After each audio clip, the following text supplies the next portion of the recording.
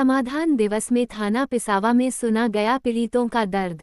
आज जनपद सीतापुर के थाना पिसावा के समाधान दिवस हुआ, जिसमें 2 शिकायतें प्राप्त हुई। दोनों शिकायतें चक्रोड़ पर कब्जे को लेकर, जिसमें अमरैया गांव के वसीम पुत्र रहीश ने बताया कि गांव का कब्रिस्तान वाले रास्ते पर अतिक्रमण किया गया। इसमें शव दफनाने को लेकर अतिक्रमण के कारण लोग मजबूरी में शव को अपने खेतों में दफना रहे हैं। दूसरी शिकायत ग्राम बराहमऊ कलाशेर खाकी खेत तक जाने वाले रास्ते पर कब्जा हो जाने से खेत सारे किसानी कार्य नहीं हो पा रहे हैं। रास्ता हो जिससे खेती करने में कोई परेशानी न हो। इस मौके पर नायब तहसीलदार शिव प्रकाश यादव, थाना प्रभारी वीरेंद्र सिंह तोमर, कानूनगो संतोष श्रीवास्तव व समस्त पुलिसकर्मी गढ़ व राजस्व अधिकारी गढ़ मौजूद रहे। मीडिया वर्ल्ड न्यूज के साथ नवाबुद्दीन की खास रिपोर्ट।